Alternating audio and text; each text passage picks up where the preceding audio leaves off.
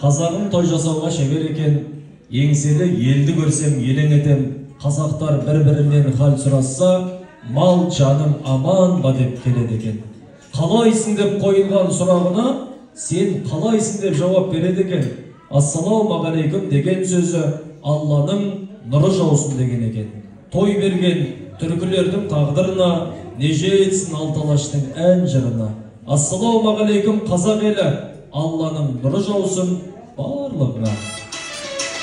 Ассалаумағалейкум, алейкум ассалам.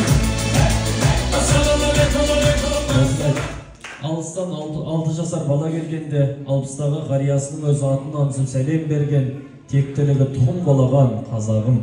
Бүгін есімі елге танылған, Алла тағала амандығын берсе, тамыры тереңге жайылған, кіші жүздің ішіндегі Тамар руынан тараған Тәжібаевтар әулетіндегі керемет қуанышқа қош келіпсіздер.